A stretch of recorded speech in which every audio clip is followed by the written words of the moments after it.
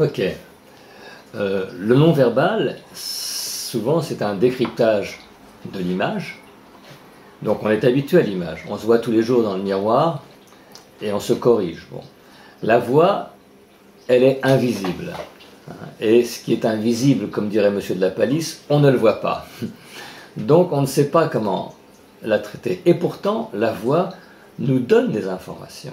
Elle nous donne des informations de plaisir, de sérieux, de facilité, d'autorité, de séduction ou de confiance en soi. Bon. Au fond, la voix, c'est un corps invisible. Et pour quelqu'un qui est un tout petit peu sensible, il entend dans la voix la même chose que les autres voient dans l'image. C'est-à-dire qu'il entend la personnalité de celui qui s'exprime.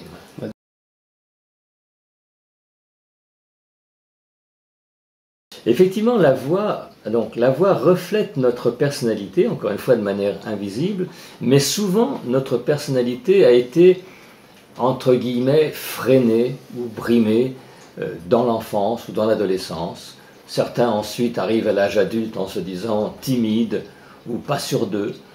Mais on n'est pas né timide, on l'est devenu par rapport à un milieu, ou par rapport à des interdictions, ou par rapport à des complexes, parce qu'on sait qu'on ne parle pas très bien le français, qu'on ne maîtrise pas tout à fait, ou bien il y a ceux à qui on a dit « toi tu chantes faux, je ne veux pas t'entendre », ou bien « toi tu as une voix de crécelle », et au fond, on emmène dans l'adulte des informations de l'enfance, et ça reste.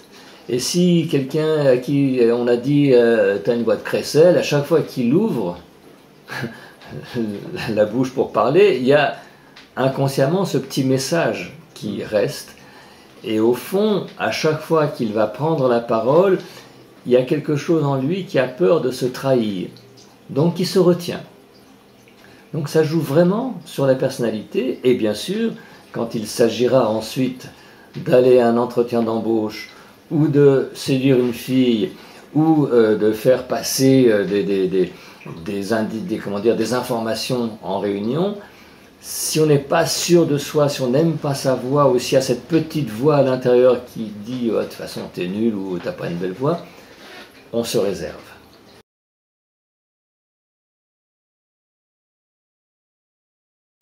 Alors, la bonne voix, c'est encore une fois un peu comme la bonne posture.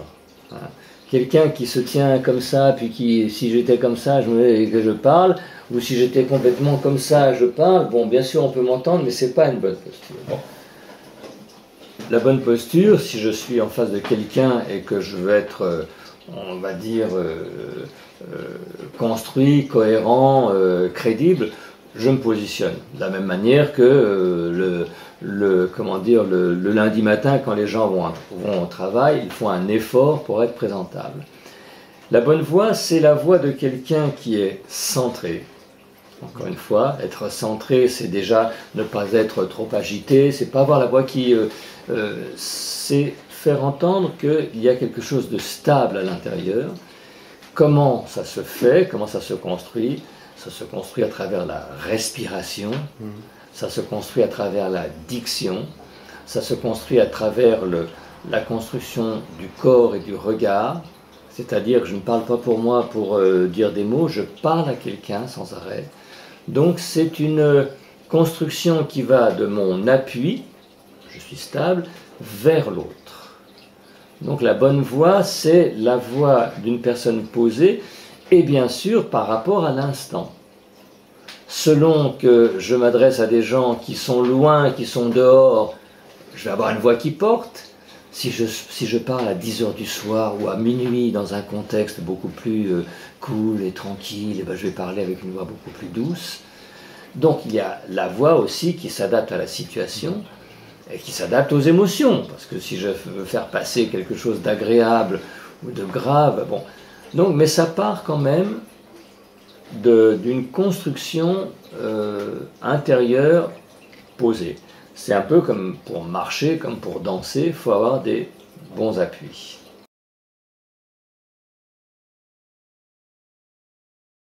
Alors c'est vrai qu'avant, enfin jusqu'il y a quelques années en arrière, on ne se posait pas toutes ces questions. On se disait, bah, je suis comme ça, moi je parle comme ça, moi faut pas m'emmerder. Ou la petite dame qui parlait comme ça, bah, elle se dit, moi je parle comme ça, et puis alors, quel est le problème? Bon, et les gens étaient comme ça, quoi. Et c'est vrai qu'aujourd'hui, tout compte. Bon. Donc, comment faire évoluer? C'est déjà apprendre à écouter sa voix, comme on se regarde dans un miroir. C'est-à-dire que écouter sa voix, c'est l'écouter déjà dans des bonnes conditions, c'est-à-dire avec une bonne prise de son, des bonnes écoutes, parce que si on s'entend sur un petit répondeur qui réduit le son et qui n'est pas avantageux, et on se dit « Ah, j'aime pas ma voix », quoi. Bon.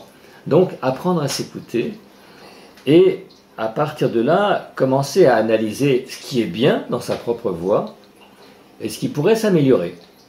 Pour certains, ça va être d'améliorer le timbre, parce que si je parle par exemple avec une voix comme ça, qui est un petit peu détimbrée, qui est un petit peu...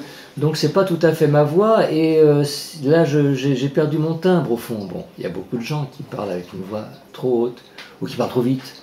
Bon. Donc c'est entendre qu'il y a des défauts qu'on peut avoir, et qui peuvent s'améliorer. Mais il faut déjà écouter qu'est-ce qui est bien, et qu'est-ce que je dois améliorer. Et bien sûr, souvent, bon, faut passer par un coach, par un conseil, enfin bon, faire, disons, un premier pas pour comprendre. D'accord.